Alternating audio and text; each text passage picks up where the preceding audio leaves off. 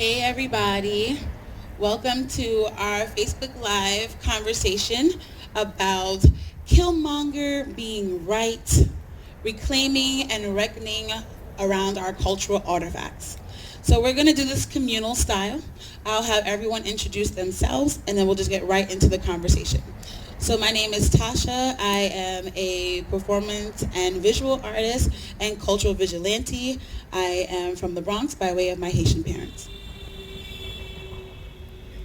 I am Danny Dunson, and I am an art historian, a curator, and writer. And I am involved with a couple of platforms. My own is Legacy Brothers, which is Instagram, where I do a lot of curatorial, digitized work that promotes the Black image through visual arts, as well as art criticism and analysis and promotion through ArtX, where I'm the art editor-in-chief of, and also my Granddaddy's Closet, which is an archive of images of vintage Black men and how they engage with sartorial reflection and gender performance throughout history. So that's basically what I do.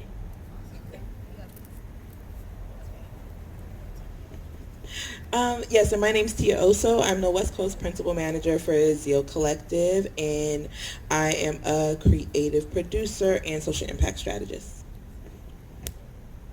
Hi, I'm Aisha Shillingford, Artistic Director at Intelligent Mischief and artist and trickster. Hi, my name is Terry Marshall, founder and creative director of Intelligent Mischief. I was duped into this panel, but I still love it. I love the people here. What is duped? Speaking of duped. Speaking of duped, right, we're going to start off around this idea of Killmonger, right? For hopefully many of us, we saw the film Black Panther, and we're familiar who Killmonger was. So Killmonger was, depending on the perspective, he was either the protagonist or the antagonist, depending on where you were, your own viewpoint around that conversation. But what inspired the idea of saying Killmonger was right was the scene when he was in the museum and he asked the white lady about where these artifacts came from, and she gave all of this information. He was like, actually, it came from ... And so there's this idea, and there have been many conversations now where European institutions are talking about returning artifacts back, right? And so what are your thoughts, one, about Killmonger and that experience? What do you think about institutions returning artifacts back? What does that mean to us? I guess we could also talk about ownership of those artifacts and connection to those artifacts. Anybody want to start? So I'll start. I wanted to have this conversation because I just thought that scene in Black Panther was so significant in like having a conversation on like a large scale about repatriation, artifacts, art. I come from different varying spaces of working in arts, and in particular when I worked for a performing arts center, and it was like a performing arts center, a modern contemporary art, public art program, like all in one. And so the way that specifically like Black art and other quote unquote international artists and world artists were treated by these white presenters and producers and curators was like fascinating to me, and just actually like really ridiculous in the way that people treat our art and creativity, which for me, I didn't know that African music is like world music. And like the way that they would talk about things are, my executive director at the time was involved in the creation of the Musical Instrument Museum, which is like the world's largest collection of musical instruments from all over the globe. Is in Scottsdale, Arizona. And so being a part of like, just like I'm the executive assistant at the time, like being a part of these meetings and like taking notes and reading notes and preparing board reports and all of these things. And I'm like, these white people really think that collecting all of these things is an achievement and a goal, and they're raising millions of dollars to do it. And my question is like, who asked you to do that? Like, I don't understand how they don't interrogate their process with the relationship like to the actual cultures, our people, our countries where these things are from at all. And so that scene in Black Panther I loved it, and I loved the whole discourse around it, and I also liked how much of, at least in like museum culture, people talked about it, because there's this thing around colonial practices and white practices in relationship to art and artifacts, where they just have like a rightness about themselves. And so that scene kind of upended all of that, even though he is the, anti-hero or whatever in the movie. I thought it was really important to like really shift and push that conversation, and in particular for Black people, for us to see and think about these things differently. And I think like having a kind of front row seat to it helped me to think differently about it from like a younger age and from a different perspective. And so now with these conversations around not just reparations, but like repatriation of artifacts, in particular the conversations that are being had with like France and Francophone countries, where people are really like wrestling with, you need to return these artifacts, and then how these art institutions are trying to minimize the expertise of the home countries where these artifacts belong or where they originated from, where they're like, oh, well, you don't know how to store them, or where are you going to put them, or what about your budget, and all of these things, again, as though you're in right position or right relationship to these artifacts because you're a museum. Like, what does that mean? And so those are the things that came up for me when we were talking about like who owns Black art in the exhibition, around what types of conversations should we have. Still processing?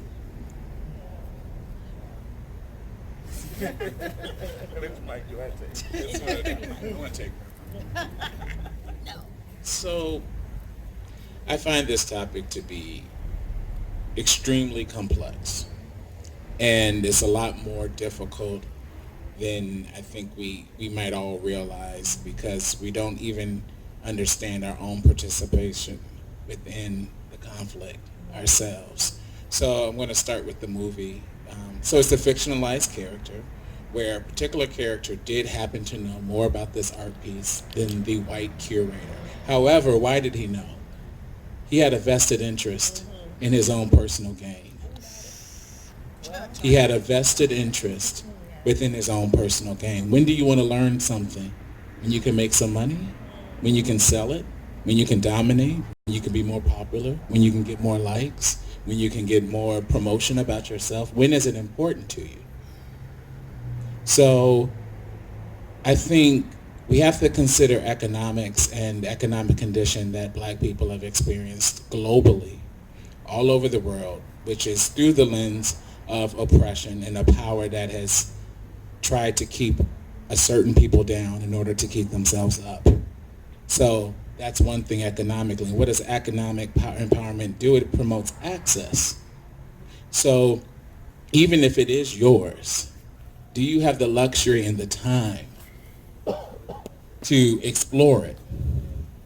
Because it's an expensive endeavor. So when you look at this white curator, who I'm sure in this movie, who represents many researchers and anthropologists and art historians and museum workers who have spent years and years on the continent. And for that particular reason, her facts got crossed, but I'm sure a lot of things she knows that the average person may not know, because there's been a lot of funding that's gone towards that education. So when anyone who works in these type of nonprofit art organizations knows that their first job may not pay enough to hardly support themselves. So they live with their parents for 5 years, who support them living with them. And then their parents also give them more money to support their career, because they realize, oh, you need even something as basic as clothes to go to this opening so you could present. They support the whole embodiment of what you're doing, their whole network. And then they go on and get graduate education, more money, more support, and then they go on. So when you look at someone who comes from a system of economic oppression, 9 times out of 10, most people of color, most Black and brown people that I know, they're interested in, even when they're studying in undergraduate studies, what's going to get them the fastest paycheck, the quickest. Not only just to sustain themselves, they also have to pay back these loans quickly.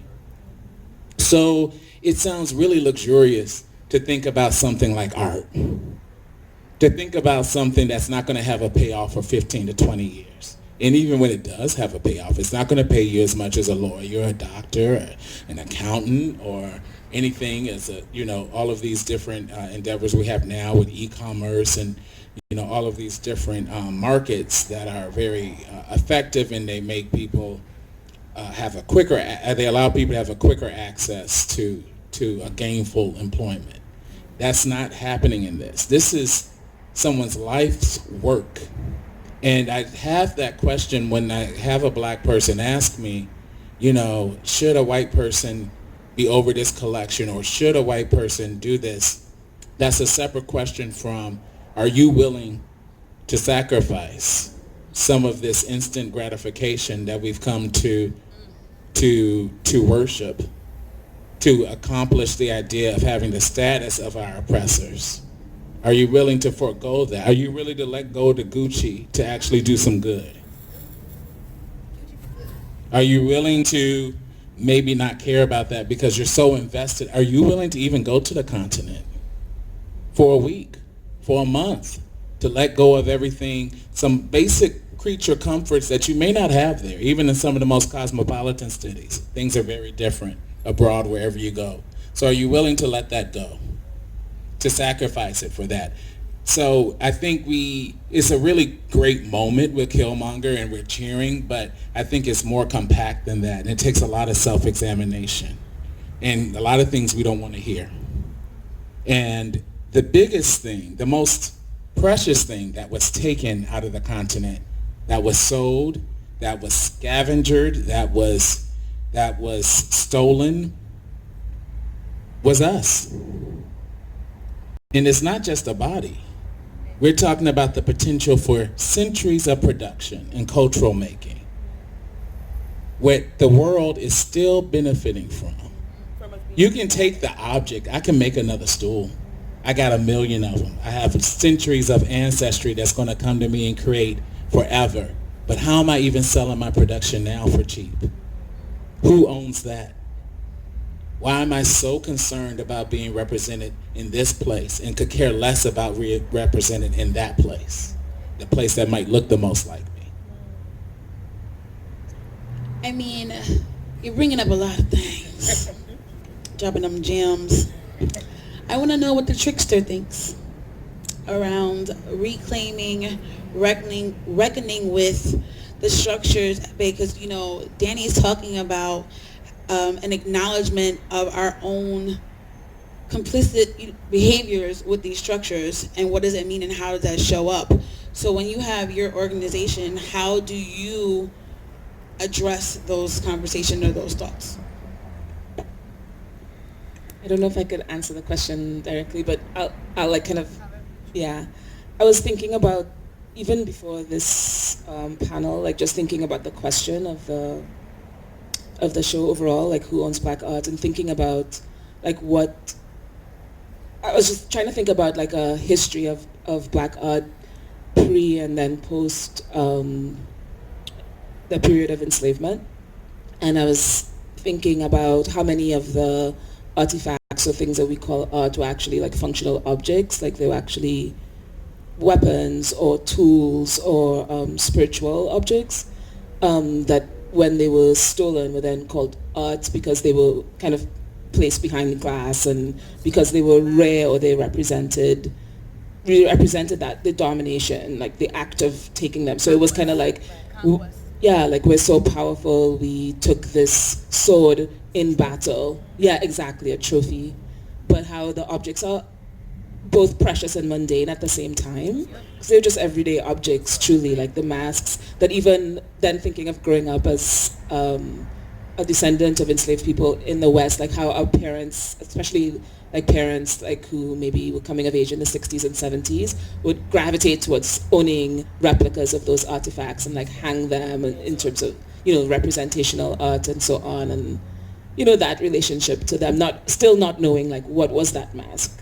And I remember recently learning that even a lot of the artifacts that we can go buy when we go visit the continent are now just made for that market of us buying them, because they're like, exactly, like, we're not going to sell you our actual spiritual artifacts. We're going to sell you these replicas that we make in warehouses or have made in China, and you think you're coming away with an African mask, but it's not the real thing. It's just made for this market of us going to buy them or collectors going to buy them.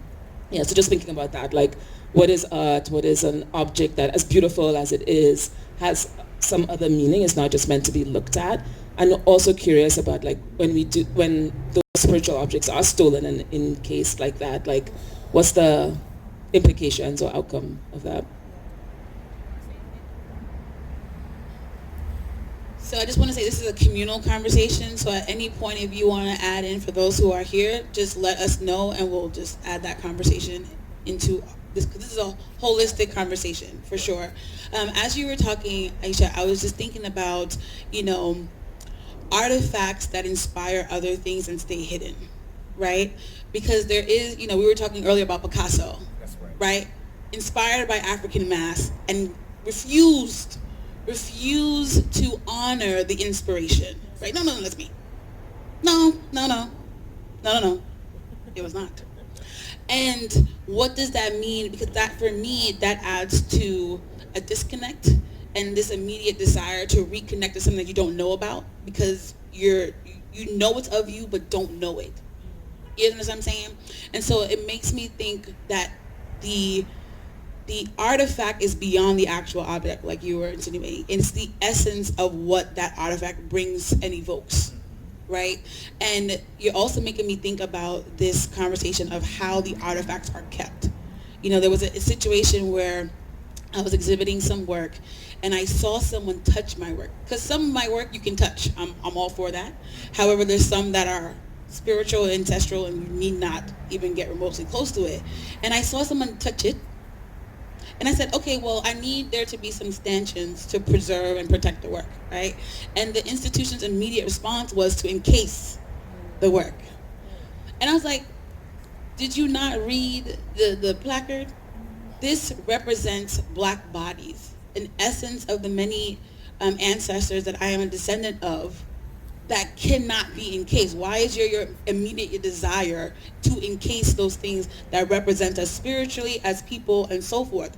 So, tying that in with artifact beyond the object, preservation and display of these objects, these are all things that I'm wrestling with myself, even so much to the point where I've considered destroying some of my artwork, to take it to another plane, to have something more aligned with our ephemeralness in our existence.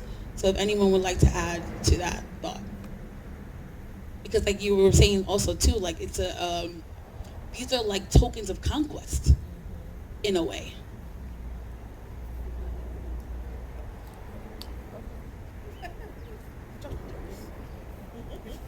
So I think this statement kind of goes back to the original question about reparations and reclaiming the work and the repatriation of these objects. And I have maybe a controversial idea about that as well. Go for it. I think it's okay.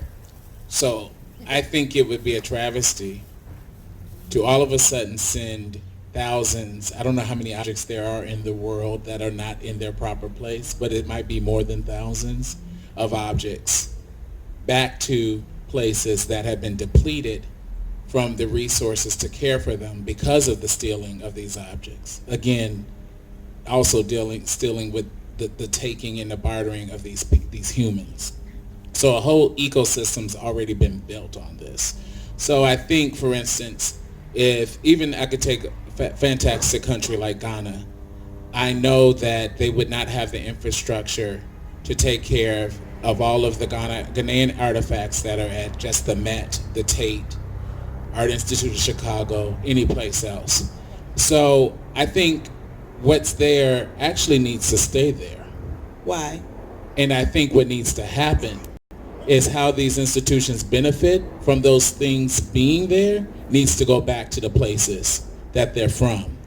So they need to financially endow museums in other nations, artist programs, artist residencies in other nations. If you're getting money off of an entrance fee from thousands and millions of people that come in to view your work every year, so why isn't a percentage of that actually going back to the place? It's almost as if an artist who sends his work out on loan, there's a payment that that artist receives. I didn't get mine, but it's all right. You should. So I think I think the game has changed. So I think when you're dealing with countries who are trying to make sure that the flow of water, the flow of electricity, the infrastructure of roads and everything is up to a certain level, those are some of their highest priorities. It's a reality. And the amount of money it takes, there's a reason why those people are the ones who do it. It would be the richest to be able to take care of these types of collections, to take care of bronzes, to take care of even wood so they don't warp. There's so much that goes into it, the cataloging, the digitizing, and then also then you have to fund all of the expertise, the staff around it. So I think what they also need to do is make sure that they are actually hiring people who have a vested personal interest in the art, be it if they're from that country or they've spent a lifetime working with it because of their own personal ancestry and what it means to them and what they can actually bring to the discourse that someone from the outside cannot bring. Like you said, they know what some of these spiritual objects are about, and the miseducation that's going on, can be rectified. I think there should be tons of scholarships. Anyone who's interested in doing this work. So the conversation I had earlier when I said a lot of black and brown people are not going into this type of work because it just doesn't pay. And it needs to pay. Yeah. And it needs to pay. And I think it also, like for instance, Senegal just has a brand new art museum. I think it opened up last year. And to fund a museum like that, it's going to take to really keep it on the level that it's competing with something like a MoMA with a Tate, because you don't want it in a bubble by itself. You want it so that it can be on the world stage and it can be at the level that everything else is. That's how I see it. I understand, because I don't think something for us needs to be subpar, is what I'm saying. I'm not saying, and when I say world stages, the way it's presented has to be able to present itself strongly at a standard that it can be proud wherever it is. That's what I'm saying. Tia been shaking her head. Tia been shaking her head. What do you want to say, Tia? I'm not saying no. I'm saying and. I think that there's several points that I would like to kind of respond to or add to that you made. One, I think that the fact that there's a lack of infrastructure on the continent in particular is a function of white supremacy. It's on purpose. So I think that all of the relationship to us as people, our artifacts, our cultural, value, all of these different things, that needs to be addressed and honored. I don't know that every single piece needs to come back home, but every single piece needs to be cataloged and accounted for. Because you can catalog and account for it in your collection, but then when it comes to how it was procured, how it was acquired, what the value of it is, that's when things get murky. That's unacceptable to me. So I think that accounting for the value, and yes, when a financial benefit comes to an institution, they're making a direct financial benefit of some sort to a home institution. Sure, I think that to me is just the beginning. It's just a very baseline, something that should already be being done. But then in order to have, if that's the desire of cultural preservation or artifact preservation, if that is a desire, again, I think that these countries and these institutions that are benefiting should be contributing to that type of infrastructure being able to happen on the continent. Also, though, I think to some of the points that Aisha brought up around the actual purpose for the artifacts, some things actually probably should go back to as close to possible the indigenous folks who have it there, and they decide what needs to happen to them. And if it's quote unquote lost or ruined or destroyed, so be it, because that is what would have happened to it had we not been interrupted by white supremacy in the first place. Right. That's how I the layers that I'm looking at it at. And I don't think that anything is the one right answer. I think that our relationship to these things is very complicated and very layered. The thing that I'm most interested in is around like our personal relationship and reckoning with it, and then deciding how and what ways we want to be in relationship. But these institutions, the thing I'm most clear on is that these institutions have violated and are in continual violation. And the idea that it can't go back to the continent or can't go back to the rightful hands because it needs to be preserved, but what you're preserving is a trophy to domination. And if it gets destroyed, maybe it needs to get destroyed. Maybe there's a lot of spiritual energy that could be transmuted if these things were allowed to deteriorate as they naturally would. You know what I mean? Those are the types of things that I think about. Okay, look. Yes. I was waiting for you. Okay, look. What about the actual thought that these items are there to inform and educate the young? So we are fortunate that we know about our history, but there are young people who still need to learn about this, and the only way they can is by museums, exhibitions and collections. And so I think the argument of it all goes back is quite inaccurate, because there are lessons that we can all learn from the items being here across the world. And I think to assume that a piece of art has to go back to its rightful location is nonsense, because we don't all go back to Africa, do we? We still stay here, we reside here, we live here, we do our best. So the items and ourselves can still stay here and still benefit and teach and inform and help the generations coming forward.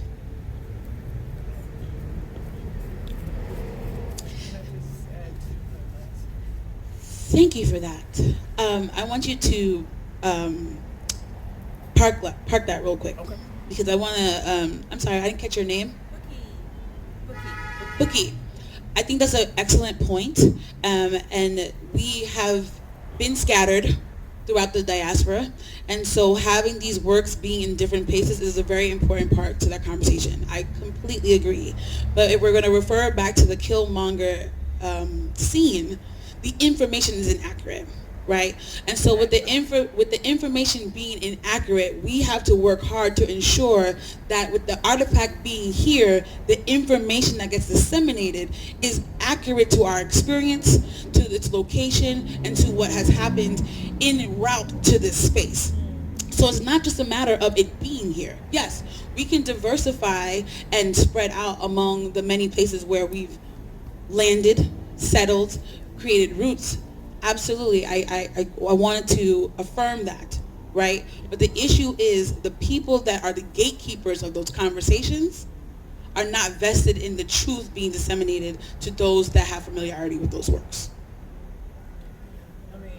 Okay, so I think to use the Killmonger example all the time in this is a little problematic, because again, it's a fictionalized character to promote a storyline that's going on, not reality. We cannot make the generalization or even the assumption or even think that 90% of the information that a museum has about a work is inaccurate. That particular person didn't know what she was talking about for the sake of that scene.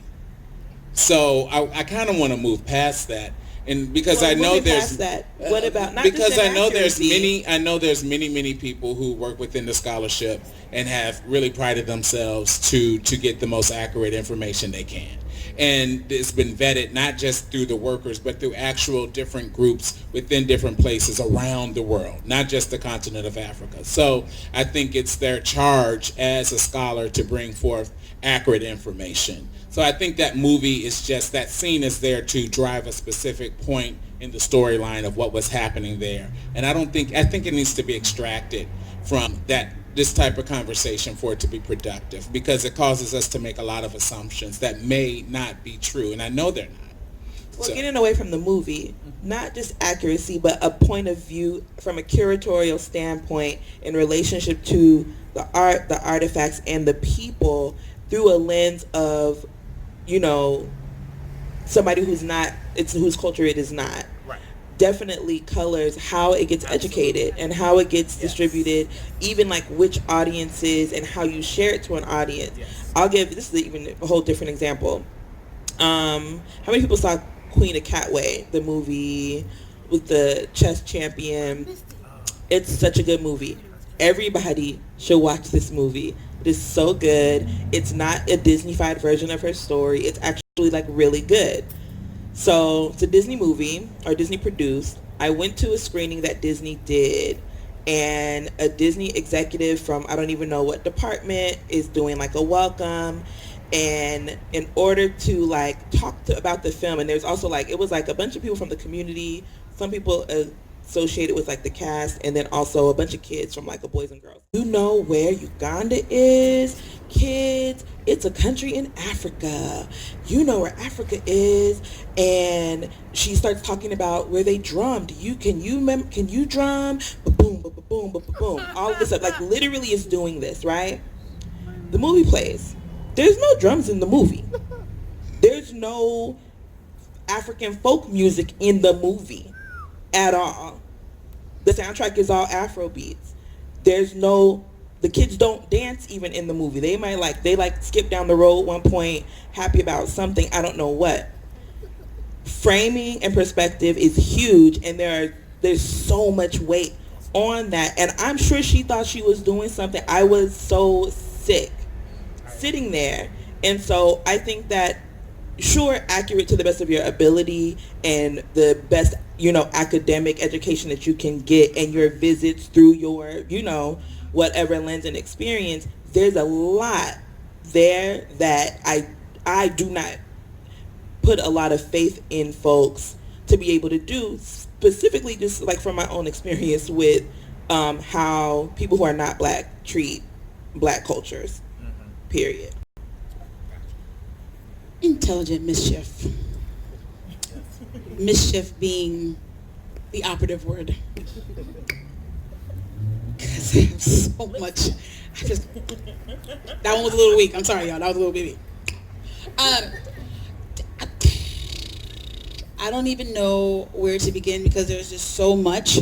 And I'm going to piggyback off of what Tia is saying, is that yes, Killmonger was a character in a fictional film, but to diminish it,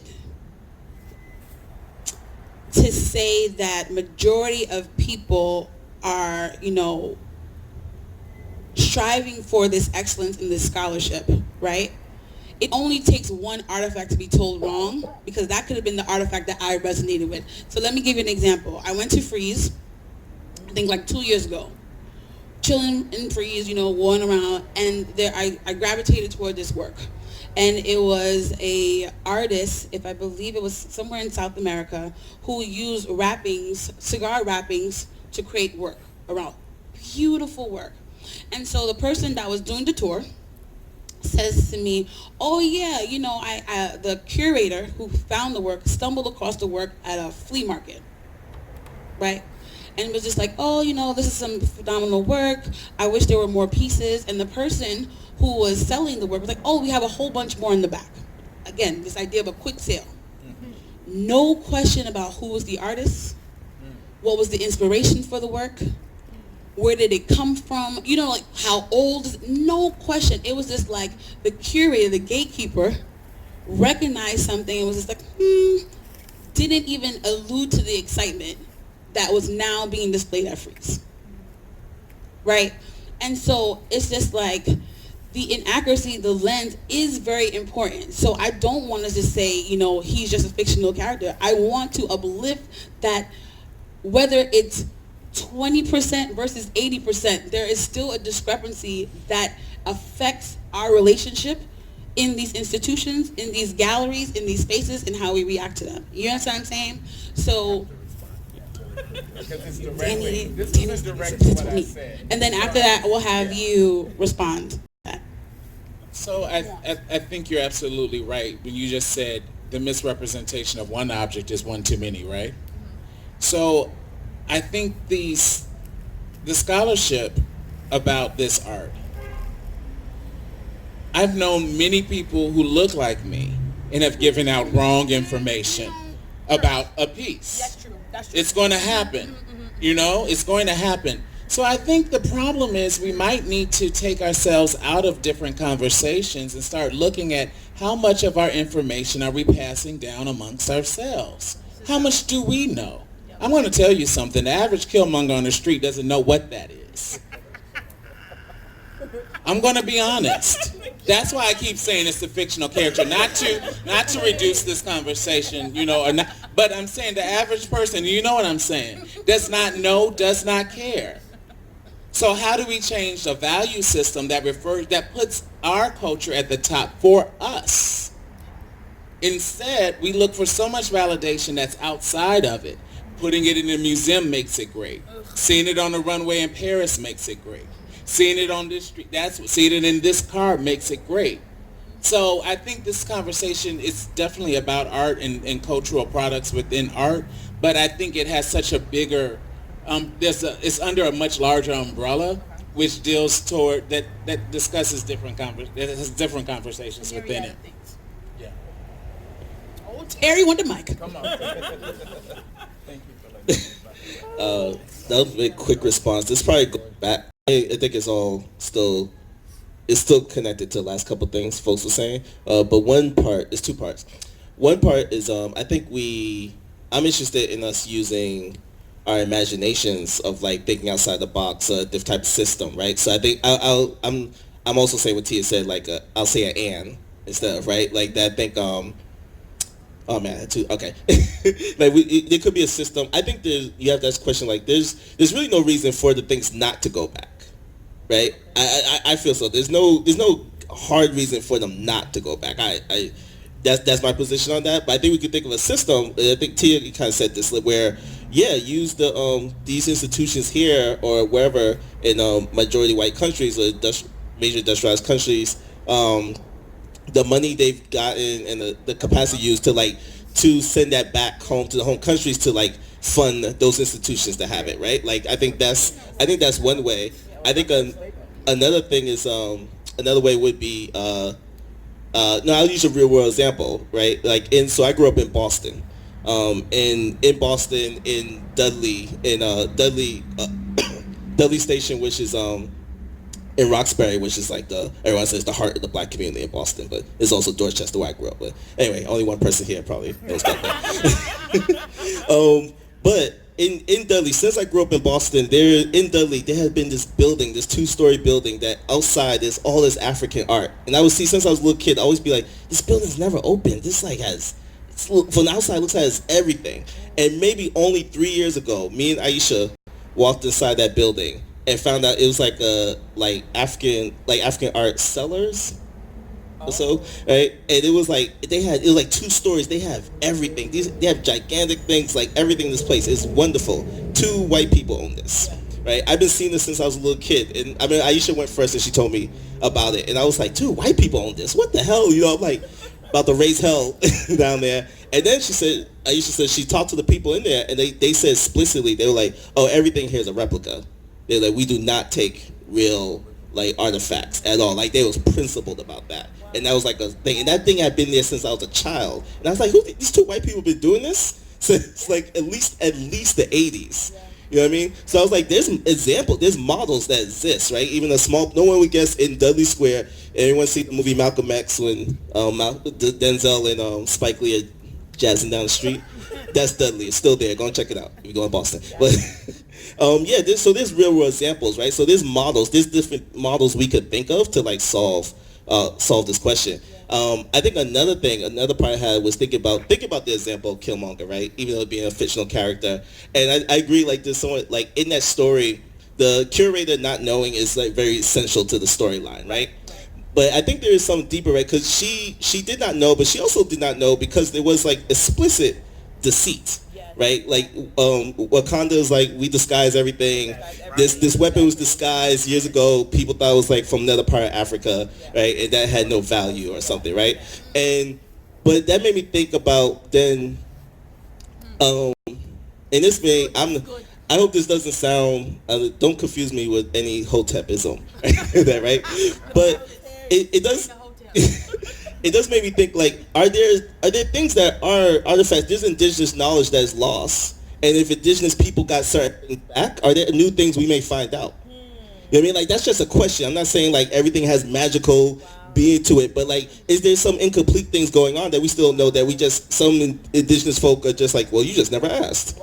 We could have told you this means this and this, right? Like, it reminds me, they recently found, I mean, so much a part of that conquest was also about destroying history, right? And so like, they recently found, I think this year, they found in, I think the Mayans, I think there's something about the Mayan language, I'm gonna get this all wrong, but there's something about it's part of the Mayan language that's lost or something. They have this artifact that's been in museums that they recently discovered was actually the alphabet. And so now they're like, yo, there's all this stuff we could discover now because of this. And I'm like, how much more stuff is there like that?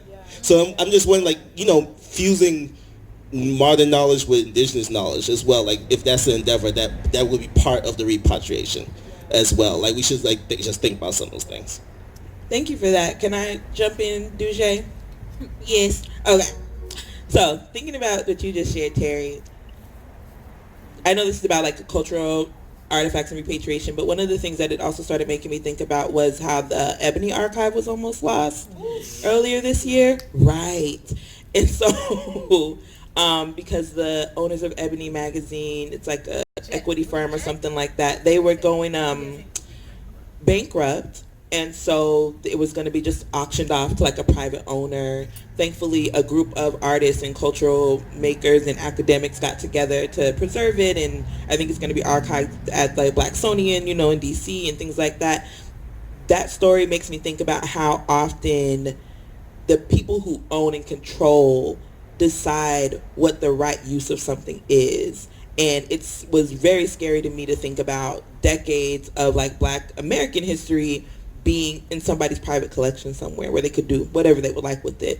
And, you know, talking about repatriation, thinking about how, again, at this point, centuries, this is, you know, 400-year return, centuries of artifacts are in collections of people who have decided for themselves what to do with them. And then here is indigenous knowledge that's being, you know, kind of lost, obscured, different things like that. So I just wanted to lift that point up too, related to modern stuff too. Okay, we have a question. Well, actually, I just have a statement. So I was actually going to make that point that I work with youth. I came from Baltimore, and I have a scholar program called New Generations. We traveled to study the African diaspora, and one of the things that we talked about, this was our 12th year, and we went to Ghana, but before we've gone to many other countries, and one of the things we talk about is the violence that exists when we don't know our history, period. So back to Danny's point, I think that like having a conversation about Killmonger is fine. I think having a conversation about the artifacts going back is okay, but here we are in Miami, in America. I had my youth, they have to find out different things, but one of the things they looked at was where's the largest amount of African diasporic people, like where do we you know, live? And America is United States. The Americas is one of those places. And so when we're talking about, you know, of course the artifacts going back and, you know, growing up and seeing replicas and things like that, because I'm from Harlem, so I definitely, you know, I saw that all the time on 125th Street. But particularly as we think about like where we are right now and the history that's being lost and the interest that we have, you know, like Danny was saying, like, you know, okay, so we can discuss it, but what kind of work are we doing around making sure that our own history is not lost? My son's great-grandmother's from Trinidad, and she's 94 years old. And I say to his dad, because my Trinidadian family has passed on, and I'm like, do you talk to her about it? I just went to go talk to her about some things. I have a friend, Teresa Cremati, her family's from Guyana, and she found out her great-uncle was a poet. And so there's just like a lot of things that I think that, you know, I think that it's a good kind of boost to, you know, or initiative to talk about like the Killmonger character, but it is a fictional character, and it was for a storyline. But particularly right now, we're living in the now, and we're here, and we're real people. And, you know, that violence that exists when you don't know anything about your history. Like you don't even know the native land that we're sitting on. And we don't really take an interest in doing the work. So like the work that I do, it is not paid at all. I fundraise a lot, I do a lot of things, but I was just talking to a colleague about this, like how do we as a people start to really pull our resources together to make sure that these stories are not lost, that these artifacts are not lost. that these ways of maintaining our lifestyle, agriculture, it's just so many different things. So this year, in our 13th year, we're actually, we are partnering with Dr. Ayanna Flewellen. I don't know if you know that scholar. She's an amazing scholar. She's an archaeologist, and she does archaeologists from a black femme lens, and we're going down to St. Croix to uncover artifacts at the Princess Plantation to use that science to actually uncover parts of our history. So again, it's not a popular thing, it's not sexy per se, and I'm definitely in the arts, but we're bridging those two things so that the youth that I continue to work with and some of the adults can, use that so that they can start to do the work to maintain it. Because like we're here right now. And so, I did go to the museum in Senegal. Those artifacts, there's like barely any in there, but I mean, some of them are really encased, even the indigo fabric. There's an artist at Untitled, and I have her card. Yes, I went. Oh, yeah, she has the indigo hair, and I mean, she has to For stand the there chair. to explain. I don't want any white person to get that work, Yeah. but she actually uses our hair in her piece, and she uses indigo dyeing fabric. But I mean, just the science behind the indigo dyeing. I mean, that is something that has completely gone away. So again, I just think that. Kind of back to what Danny is saying, and this is why I love you, Danny, because you go so deep. Like, it's way bigger. It's not like, oh, let's figure out a strategy to get the artifacts back. Wait, hold up. We have about 400 youth that are sitting probably in this community that probably have things that they need to learn about, and things that we can actually spark an interest. So you might not squeeze out 400 scholars, but you might squeeze out 20. So again, I just think that there's I'm always interested in like, how do we actually do the work towards it, and how do we do the work in the now, and like what's happening around us in the cities that we live in, so that we can preserve that history. So we're not talking, so somebody else is not talking about things that we didn't do. So that's all I have. What was your name? Sharena Christmas. I appreciate that comment. I want to get back to my seat first. Remind me if I'm shivering. It's cold out here. I wanted to add on to that comment around, so I just want to also affirm that we're pretty much on the same page. I think so too. We're all on the same page as far as Killmonger being a contemporary piece to a grander conversation. Right? And hearing your comment, it makes me think about memories as artifacts. Right? The intangible things that we are losing. And when you're talking about elders, we forget about Alzheimer's and dementia, where we have answers to questions literally in such close proximity. And because physically on the outside they look like everything's okay, but the artifacts in their mind, the experiences that speak to our culture and our own preservation as a community are dissipating. So understand that when we have this conversation around artifacts, there is the physical, but there is the intangible. And I want to talk about the intangible parts too, because that was what sustained us. Before our things got brought into these structures, that is what sustained us. Storytelling is what sustained us. This indigenous knowledge is what sustained us. I was just talking to someone the other day about school. The structure that we see as far as academia, someone had the bright idea to monetize that, but that was already happening in community. Right? You went to your elders to learn about things, craft and trade and carpentry and ironworks, all those things that we see around us that we turn a blind eye to, those are artifacts too. Right? When you hear, your hair is braided, people might not see this, when you learn about how braiding was used to talk for mapping, to bring seeds from home to here. Artifacts. Our hair is an artifact. The body is an artifact. And so what then do we do with that for the youth that we're talking about? So again, I just want to emphasize that Killmonger is just a small, in a bigger thing, because if we're talking about connection and bridging the gaps, I work with youth as well. And because some of our experiences are so distant, you need the contemporary to even open up the conversation.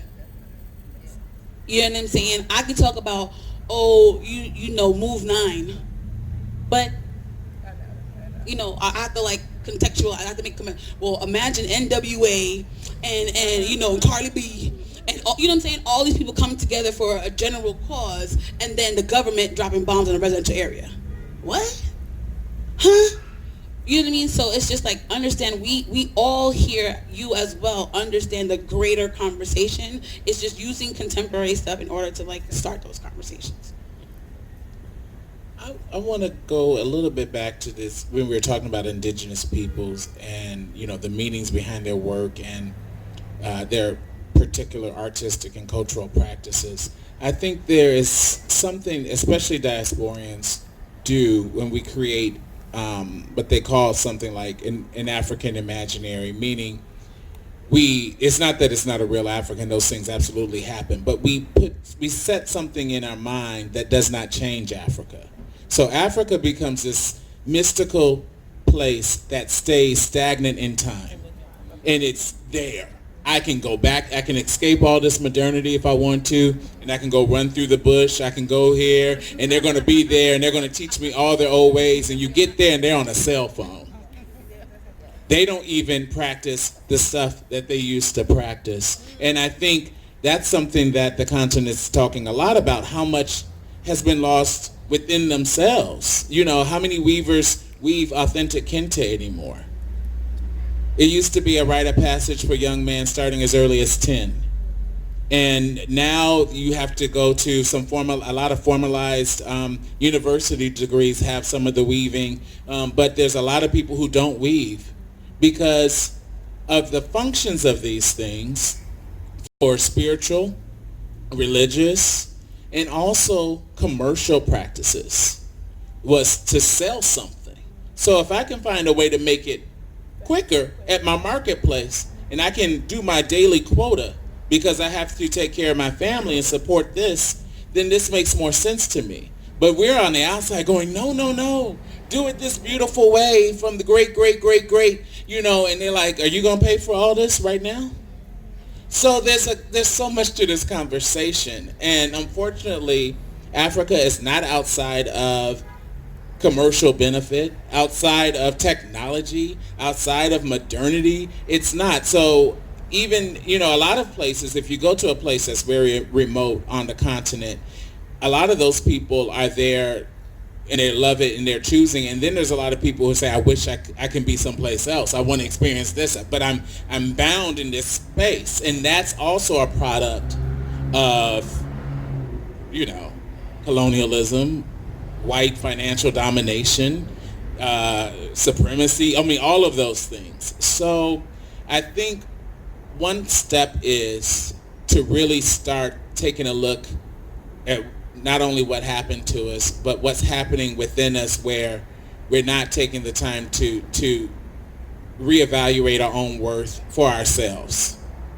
outside of the affirmation of these other powers and realize what's there and build from that and build within, like with the groups that were just mentioned with the youth group that you work with. You know, it's not cute, you know, to volunteer to teach 400 kids a year and you're making something like $32,000 a year and you're living in Brooklyn. That's not sexy. It's not Basel, you know, but it takes that type of sacrifice. And I think unless we're really willing to go into some of those areas, it's not even always a financial sacrifice, just like every artifact is not material, it's spiritual. So that whole conversation, where are you spiritually aligned with? How much are you invested in this? Any thoughts?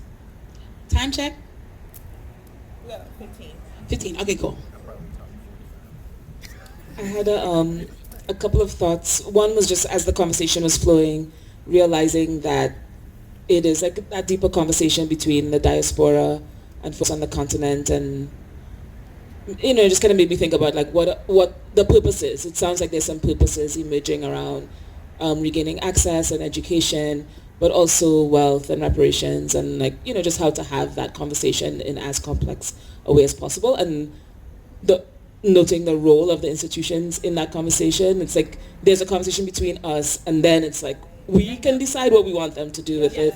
Maybe the thought that I had just now was, what if, so you know, like the both in the Caribbean and on the continent, there's, as always, but increasing demand for reparations from the former colonizers.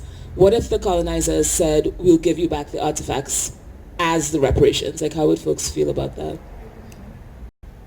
Not that I'm suggesting that, but, just as to complicate the conversation a little bit. I was like, what's reparative about that? You giving me back something that you stole from me is not repairing. Especially after you had it for 400 years, so 400 years plus interest. Exactly. Plus giving it back. Yes. That's reparative. Anybody in the audience? Plus emotional damages. damage. Thank you. So Which is no return practical. the artifacts. How about this conversation has helped me to develop my analysis on this. So returning control of the artifacts, plus interest, plus damages. And that's just for the cultural part, right? There's still the extraction of my labor, okay, and my spirit, and the wealth, the billions of dollars of wealth that you've amassed through the enslavement. So we could start with, that addendum that I just added on there. I'm thinking that if that conversation came out with all the value that was placed on these artifacts, right, outside of the deep work that we're all talking about, I would be very fearful in that people would then sell the work back. If that's the only, because we had alluded to it a lot, but that scarcity model, thinking about the instant and not the long term. You know what I'm saying? If everyone were to receive an artifact as an heirloom of some sort, this idea of, like you said, not this instant gratification, but the return coming back, maybe even 6 months. I don't know. I can't say with full certainty that I would be comfortable with that, because I would be fearful that we would sell it right back. And I think be bargaining, bargaining like, it might be, you said 20, and the thing about that is that you see it here. Last year I was at Basel, I was at an art fair, and I saw prices marked down in the fair. I was like, did something happen? Like, did the booth move? Did the value of the building drop? Like, I don't understand how you could in real time devalue yourself. That's scarcity model, ideology right there. That if you set a price point for a work at $6,000, and by the end of the fair, it's now been marked down to $3,200. What then are you saying about the integrity of your practice? You know what I'm saying? What are you saying about like what was the value? Did you value it a certain way because you were at Basel? Okay. You know what I mean? Like, it just makes me pose a lot of questions. You know what I'm saying? Like, go. Let me ask you this. Why are we looking for integrity in places where integrity was never a part of the structure? You can So be an art fair means to sell. Period. I don't care how much we do. A fair is to sell. You bring your market to the marketplace and you move it by any means necessary. Why are we putting all of these wonderful, beautiful, integral things to institutions that were never founded on that? So, I feel that we don't have to model the institutions that were built in. You see what I'm saying? Right. So if They're selling here though, right? We all want our pieces there, right? We're going to put, Basil's going to represent me. We're running there. We're not refusing that and say, no, I want it to be with this amount of integrity. I want to do it separate. I'm going to have it here. I want this community to benefit from it. I want this to represent me. We don't do that. We run quick to the chance to be sold. Right. And so if that's the case, if that's the modality that you want to go, hold on to that value the whole time. If you want to be represented by these institutions and they are uplifting this value point that you put on your work for $6,000, hold on to that $6,000 to the end. You can't. Everything has a sale. It's about selling. They're going to reduce the price to move it. So someone told me something very important, because for me, art is spiritual. I can't divorce the two. You know what I'm saying? I can't divorce the two. And so someone said, because the business of monetizing something that can't be monetized is already problematic. right? Because the labor, you can't really break it down. So they give you these formulas, and it's just like, it don't even make any sense, right? But one thing that an artist said to me that I hold true was like, your baseline price point is something that you're comfortable walking away with. That's how you start. If you say that you don't want to sell it nothing less than $4,000, then that's what you hold on to. If you mark it up, then that's on your own accord. But don't price yourself as something that doesn't speak to the value that you put on yourself. You understand what I'm saying? So if I'm going with Basil, I don't want to be with someone that's going to encourage me or make it okay to mark my price down, because at the end of the day, you know what I'm saying? Like, that's me personally. I can only speak from the eye. You know what I'm saying? I'm sorry? It was at a fair. It was at Prism. Oh. It was at Prism. You just realized you're talking about now a black-owned fair. It was a gallery that did that. I don't remember the gallery, the booth within that, but you know what I'm saying. But you know, talking about like principles and integrity and standards. You know what I'm saying? Like, you could. It was a booth within it. So actually, there was a couple of booths, but in the interest of time, I want to say that pricing is actually like an individual decision that someone makes, and so I just wanted to draw the distinction between like price and value, and then, you know, like the overarching theme of this conversation is more around like collective value. Right. Just it's a little bit different. The dynamics to me are a little bit different. I just want to point that out as we, you know, begin to work towards a close. I hear you, but you know, like we were just running off tangents. I know. But that's why I was wrapping us back. I was wrapping us back around. We went off on tangents. Yes. So with that being said, in the interest of time, any final thoughts around this conversation? And if you guys are more than welcome to add to the conversation. Anybody? Questions, comments for us? Final questions? Was Killmonger wrong? Like, was he wrong? Is that the topic? So it was a statement. Killmonger was right. Killmonger was right. Okay. But could he be wrong? Perspective. Any other questions? Comments? You know, black people are not this shy. I'm joking. No. We can also touch each other. Any final thoughts from the panelists, community members? Because we're no different from anybody else here. I just want to say thank you to everyone who came and to my fellow panelists. I appreciate y'all. I appreciate heated discussion where black people talk about black art and creativity. Thank you so much. Thank you. And thank you to our moderator, Tasha Dujet. I was just enjoying the show. Nice. Hey.